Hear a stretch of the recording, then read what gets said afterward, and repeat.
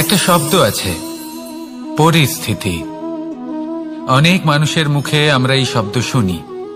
জীবনে যখন অসফল হই, দুঃখ আসে, সংকট আসে, কোনো বিপদ ঘনিয়ে আসে, তখন সমস্ত দোষ আমরা পরিস্থিতির ওপর চাপিয়ে দিই। আর দেখতে গেলে কোথাও না কোথাও ঠিকই করি। এই পরিস্থিতি প্রত্যেক দিনের মতো পাল্টাতে থাকে, কিন্তু এই দিন, এই রাত, এমন কেউ আছেন যিনি এর ওপরেও নিয়ন্ত্রণ সাধন করেন, আর তিনি হলেন সূর্য। ঠিক সেই রকমই আমাদের জীবনেও সূর্য হলো এই মন। যদি এই মনের উপর আমরা নিয়ন্ত্রণ করতে পারি, তাহলে আমরা জীবনকেও নিয়ন্ত্রণ করতে পারব। প্রথমে এই মনের রাজা হয়ে উঠতে হবে। তাই মনে রাখবেন, যদি মন দুর্বল হয়, তাহলে পরিস্থিতি আমাদের সমস্যা বলে মনে হবে। এই মন যদি স্থির হয়, পরিস্থিতি প্রতিস্পর্ধা বলে মনে হবে। আর এই মন যদি শক্তিশালী হয়ে ওঠে, তাহলে যে কোনো পরিস্থিতি আপনার কাছে একটা সুযোগ মাত্র। এমন এক সুযোগ যাতে অগ্রসর হয়ে আপনি মহান হয়ে উঠতে পারেন। এই মনের শক্তির বৃদ্ধি ঘটান, মহান হয়ে উঠুন, আর আমার সাথে ভালোবেসে বলুন, রাধা রাধা। খুব সুন্দর একটা কাহিনী আছে। একবার এক ব্যক্তি নিজের অসফলতার জন্য ত্রস্ত হয়ে সময় দেবতার তপস্যা করতে বসলেন। উনি তপস্যা করলেন এবং সময় দেবতা প্রসন্ন হলেন। মানুষের রূপ ধারণ করে ওনার সামনে প্রকট হলেন। এবার সেই ব্যক্তি ওনাকে জিজ্ঞেস করলেন যে কি এমন আছে যার জন্য আপনি বারবার জয়ী হন আর আমি চিরকাল পরাজিত হয়ে থাকি? কেন এত পরিশ্রম করা সত্ত্বেও আমি সাফল্য লাভ করতে পারি না? তখন সময় দেবতা উত্তর দিলেন যে দিন হোক বা রাত, ঝড় হোক বা ভূমিকম্প, রোদ হোক বা বৃষ্টি হোক, সময়ের সূত্রপাত হোক বা প্রলয়, আমি থামি না, আমি চলতেই থাকি। আর সেই জন্য যিনি থেমে যান তিনি পরাজিত হন আর আমি জয়ী হই। এটাই আমাদের শিখতে হবে।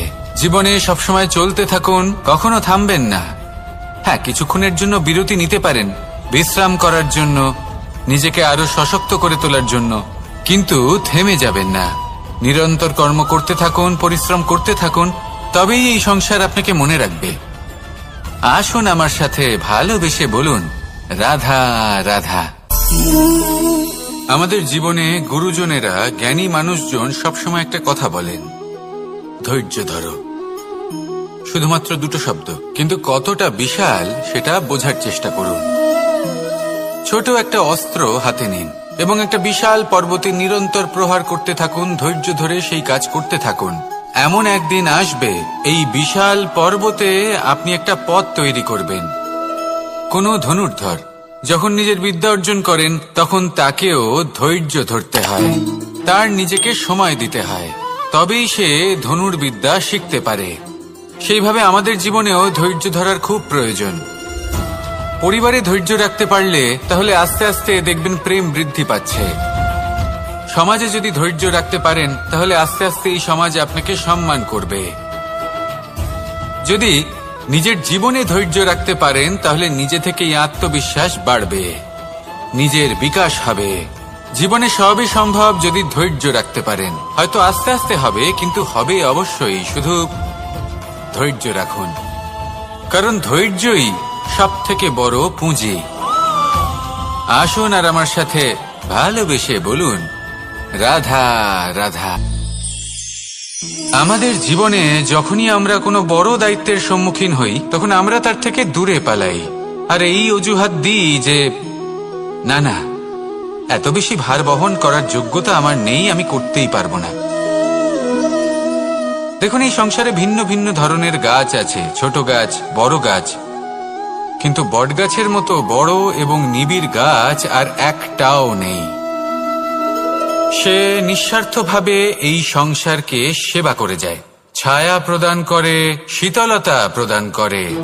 আর যখন এমন সময় আসে যখন তার ওপর বোঝা অত্যন্ত বেড়ে যায়, সে কিন্তু কোনোভাবেই ভেঙে পড়ে না। তখন সে নিজের নিঃস্বার্থ কর্মের ফল লাভ করে, সেই নিঃস্বার্থ কর্ম যা সে করেছে। তার দেহ থেকে ছোট ছোট ঝুড়ি বার হয় এবং তা কাণ্ডের আকার ধারণ করে। সেই কাণ্ড মাটির কাছে পৌঁছয় এবং তারপর তা বটগাছের সহায়ক হয়ে ওঠে। সে ভেঙে পড়ে যায় না।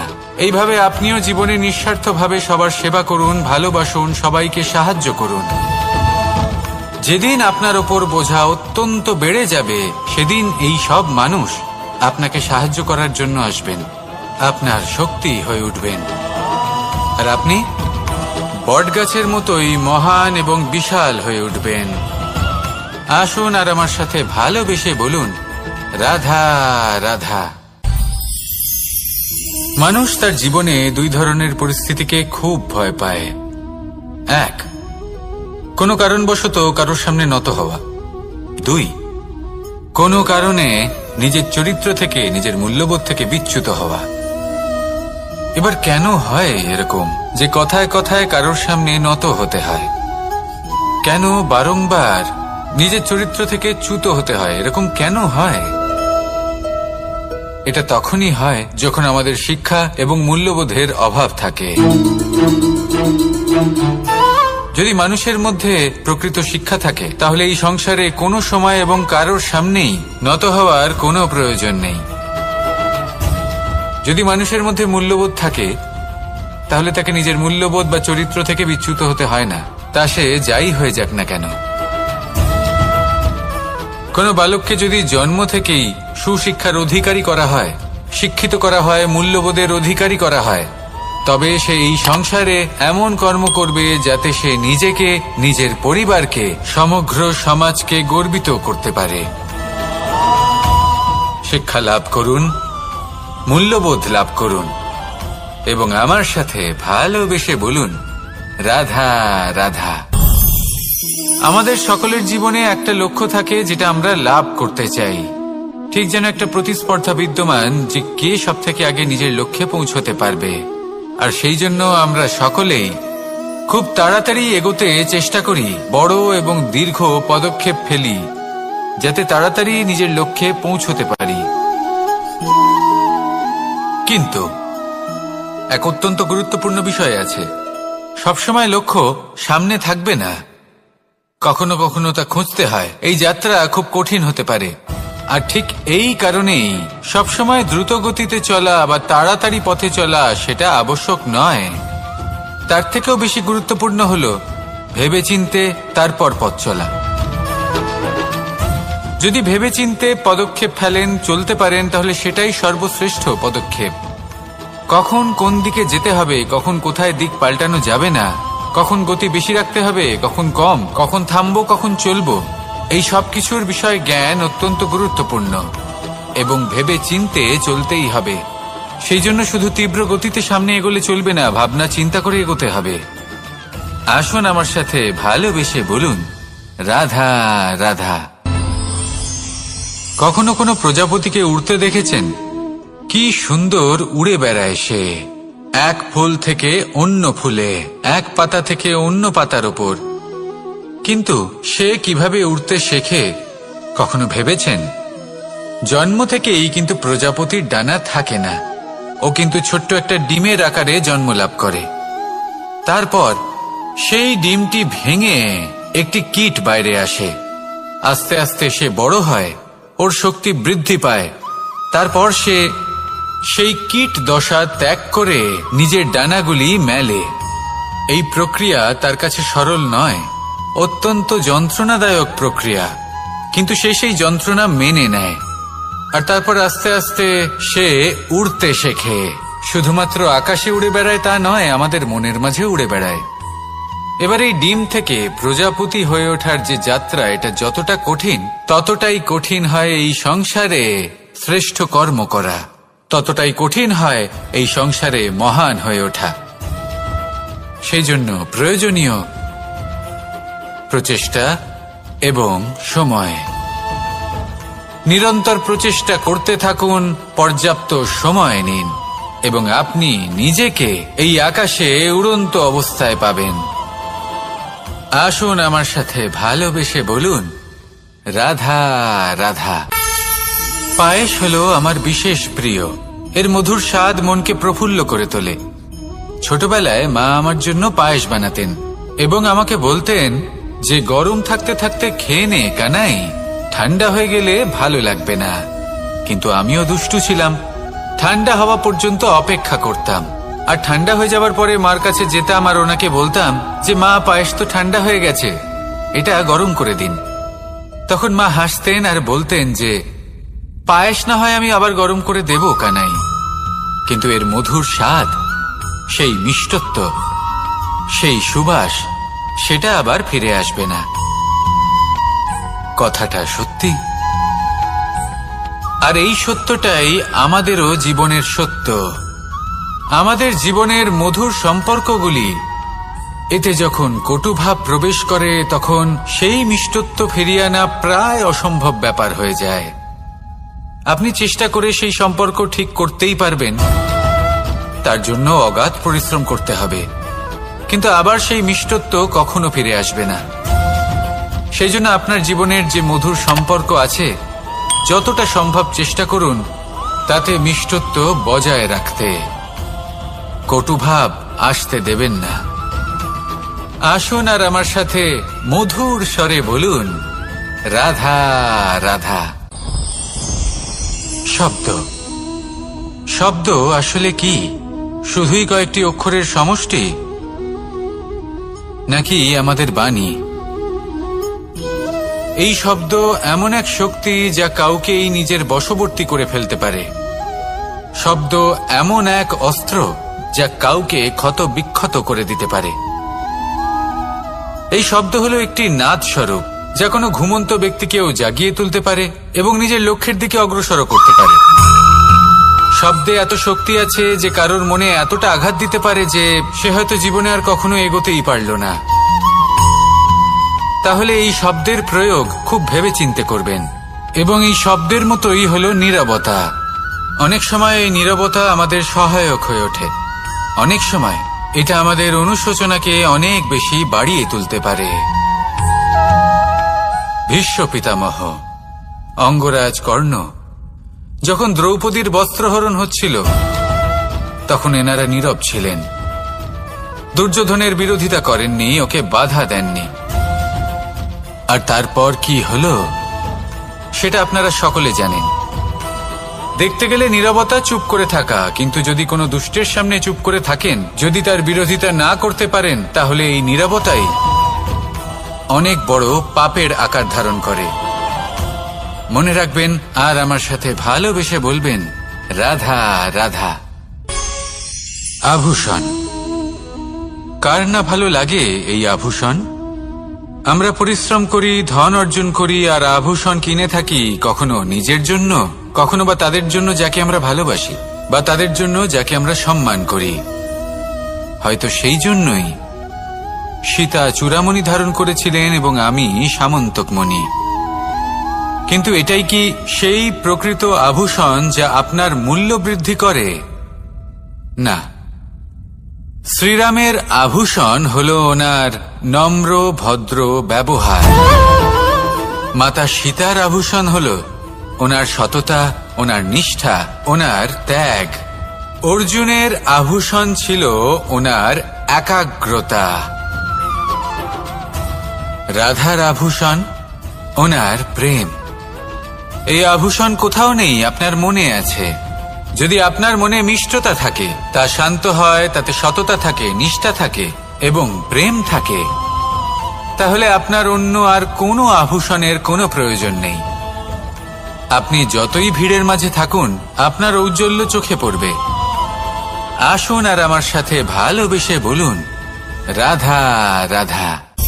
এই সংসারের সবথেকে বড় সত্যি হলো জন্ম এবং মৃত্যু, কিন্তু আরো বড় একটা সত্য আছে, মিত্র এবং শত্রু, যা আমাদের সকলের জীবনে থাকে।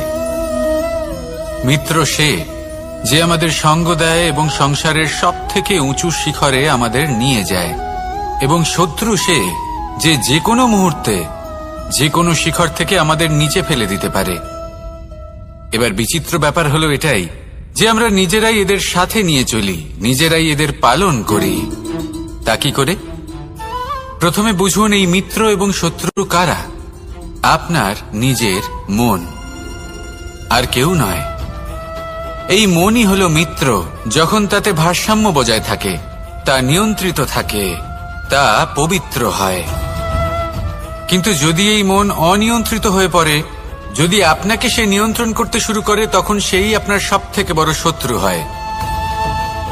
সেই জন্য এই মনের ওপর নিয়ন্ত্রণ রাখতে শিখুন, এতে ভারসাম্য বজায় রাখতে শিখুন। তাহলে আপনি এমন এক বন্ধুকে পাবেন যে আপনাকে এই সংসারের শিখরে পৌঁছে দেবে। আসুন আমার সাথে ভালোবেসে বলুন, রাধা রাধা। ঈশ্বর আসলে কে? সংসারের বেশিরভাগ মানুষের কাছে ঈশ্বর হলেন এই সংসারের রচয়িতা, পালনকর্তা। কারোর কাছে উনি জ্ঞাতা, কারোর কাছে উনি হলেন আস্থার প্রতীক, আবার কারোর জন্য শুধুমাত্র অন্ধ বিশ্বাস। কিন্তু এই ঈশ্বর কি কোনো শরীর, নাকি একটা বোধ, নাকি শুধুই শ্রদ্ধা? ঈশ্বর হলেন তিনি যিনি হলেন আপনার ইষ্ট। সেই জন্যই তো গুরু, মাতা, পিতা এনাদেরও ঈশ্বরই বলা হয়েছে। যাদেরকে আমরা ঈশ্বর বলে মনে করি, যারা আমাদের ইষ্ট, তারা আমাদের একটি পথ দেখান, একটি দিকে চালিত করেন। সেই পথে চলে আপনি শুভ কর্ম করতে পারেন।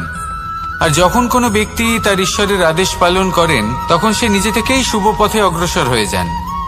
বেশ কয়েকজন মানুষ ঈশ্বরের ওপর আস্থা রাখেন এবং ভাবেন যে অনুচিত কোনো কাজ করা উচিত নয়, ঈশ্বর দেখছেন। ওনারা ভয় পান যে কোনো অনুচিত কর্ম করলে কে জানে তার পরিণাম কি হবে। এমন অনেক ব্যক্তি রয়েছেন যারা ঈশ্বরকে বিশ্বাস করেন এবং জানেন যে ঈশ্বর তাদেরকে দেখছেন। তাই যে যে শুভ কর্ম ওনারা করেছেন তার ফল তারা অবশ্যই পাবেন। এবার আপনি ভয় পেয়ে ঈশ্বরকে বিশ্বাস করবেন, নাকি বিশ্বাসের দ্বারা ঈশ্বরকে বিশ্বাস করবেন, সেই সিদ্ধান্ত আপনারই। কিন্তু হ্যাঁ, যদি আপনার মনে ঈশ্বরের জন্য কোনো স্থান থাকে, যদি আপনার কোনো ইষ্ট থাকেন, যদি আপনি কাউকে ঈশ্বর মনে করেন, যার প্রত্যেক আদেশ আপনি পালন করে থাকেন, তাহলে বলি, ঈশ্বর কখনো আপনাকে অনুচিত পথে চালিত করবেন না। আসুন আমার সাথে ভালোবেসে বলুন, রাধা রাধা। এই সংসারে ভিন্ন ভিন্ন ধরনের গাছ আছে, অসংখ্য ধরনের প্রজাতি আছে। কিছু গাছ পাতা দিয়ে থাকে, কিছু ফুল, কিছু ফল। কেউ ছায়া প্রদান করে, কেউ শীতলতা প্রদান করে, কেউ নিজেকে খুব কষ্ট দিয়ে এই সংসারের বিকাশে সহায়ক হয়ে ওঠে। কিন্তু এই সবার মধ্যে একটা বিষয় কিন্তু সমান, এরা প্রত্যেকেই পাতা ছাড়া, ফুল ছাড়া, ফল ছাড়া জীবিত থাকতেই পারে, কিন্তু কোনো বৃক্ষই শিকড় ছাড়া বেঁচে থাকতেই পারে না। এটাই হলো রাধার। ঠিক সেইভাবেই আমাদের জীবনে শক্তি হোক, ধন হোক বা সাফল্য হোক, আমাদের বা আমাদের পরিবারের প্রসন্নতাই হোক, এই সব কিছুর আধার হলো, সবকিছুর মূল হলো পরিশ্রম। তাই জীবনে চিরকাল পরিশ্রম করতে থাকুন। যদি আপনি জীবনে মহান হবার পথে অগ্রসর হতে চান, তাহলে পরিশ্রম করুন। এই পরিশ্রম দ্বারাই নিজের পরিবারকে প্রসন্ন করুন, নিজের বন্ধুদের প্রসন্ন করুন, এই সমাজকে গর্বিত করুন। আসুন আমার সাথে ভালোবেসে বলুন, রাধা রাধা। এই সংসারের সব থেকে বড় রোগ কোনটা? কেউ বলবে মানসিক রোগ, কেউ বলবে সেই রোগ যা সর্পদংশনের ফলে হয়ে থাকে। এই সংসারে ভিন্ন ভিন্ন ধরনের রোগ আছে এবং তার সাথে ভিন্ন ভিন্ন ধরনের যন্ত্রণাও রয়েছে। এমন একটা রোগ আছে যা চোখে দেখা যায় না, যা আপনার শরীরে কোনো দাগ রেখে যায় না, কিন্তু আপনার আত্মাকে পর্যন্ত ক্ষত বিক্ষত করে, অসুস্থ করে তোলে, বিনাশ করে দেয় আপনাকে এবং তার সাথে আপনার আত্মাকেও। এই অসুখের নাম হলো লালসা। লালসা, যে কর্ম সাধন করেছেন তার থেকে বেশি ফল লাভ করার আশা। লালসা, যা আজ আছে তার থেকে অনেক বেশি লাভ করার ইচ্ছে। এই ইচ্ছে এই সংসারে সবার থেকে এগিয়ে থাকার আপনাকে প্রেরণা যোগাবে, কিন্তু তার জন্য আপনাকে অপরাধযোগ্য কাজ করতে উৎসাহিত করবে। আপনার বন্ধু, আপনার আত্মীয়, আপনার পরিবার, এই সবার থেকে আপনি কখন দূরে চলে যাবেন আপনি বুঝতেই পারবেন না। উচিত অনুচিত কোনটা, ধর্ম অধর্ম কোনটা, সব ভুলে যাবেন আপনি। সেই জন্য মনে রাখবেন, নিজের জীবনে যদি আপনি লালসার থেকে নিজেকে দূরে রাখতে পারেন, তাহলে এর অর্থ হলো যে আপনি এই সংসারের সব থেকে বড় অসুখের ওপর বিজয় লাভ করেছেন। আসুন আমার সাথে ভালোবেসে বলুন, রাধা রাধা। এই সাগর কত বিশাল আকার, কখনো শান্ত কখনো উত্তাল, কিন্তু এই সাগরকে এত মহান কে করে তুলল? জল। এবার এই জলের যাত্রা দেখুন, সেটা কতটা কঠিন। এই জল সাগরে থাকে, সূর্য ওকে এতটা উত্তপ্ত করে তোলে যে এই জল নিজের অস্তিত্ব হারিয়ে ফেলে এবং বাষ্পে পরিণত হয়ে হাওয়ায় মিলিয়ে যায়। তারপরে আকাশে যায় আর নিজের অস্তিত্ব আবার হারিয়ে ফেলে, মেঘে পরিণত হয়। তারপর এই মেঘ কোথাও গিয়ে কোনো পর্বতে ধাক্কা খায়, তারপর আবার এই জল নিজের অস্তিত্ব হারায়। তারপরে বর্ষার রূপ ধারণ করে তা বর্ষিত হয়, বা কোনো পর্বতের চূড়ায় তার শিখরে বরফের রূপ ধারণ করে। তারপরে এই বর্ষা মাটির দিকে নিজের যাত্রা শুরু করে। এবার মাটিতে ঝরে পড়া এই বর্ষা স্রোতের আকার ধারণ করে এবং আস্তে আস্তে বইতে থাকে। এই নদীর আকার ধারণ করে এবং নদী রূপে বইতে বইতে পাথরে ধাক্কা খায় বা কোনো পর্বতে ধাক্কা খায়, আর তারপর এই নদী এসে সাগরে সমাহিত হয়ে যায়। নদীর এই জল আবারও নিজের অস্তিত্ব হারিয়ে ফেলে, কিন্তু এইবার সেই জল নিজেই সাগরে পরিণত হয়। এটা আমাদের সকলের জন্য একটা শিক্ষা যে এই সংসারে জীবন এবং সময়ের হলো এক অনন্ত যাত্রা। এই সংসারে যা কিছু আছে তার সূত্রপাত কোথাও একটা হবেই। সেই জন্য মৃত্যু এবং সমাপ্তির চিন্তা ত্যাগ করে দিন, আর যে সূত্রপাত আপনি লাভ করছেন তার আনন্দ উপভোগ করুন। ভেবে দেখুন আপনি কিভাবে শ্রেষ্ঠ কর্ম করতে পারেন যাতে এই সংসার এবং এই সমাজ, এই দুইয়ের মঙ্গল সম্ভব। আসুন আমার সাথে ভালোবেসে বলুন, রাধা রাধা।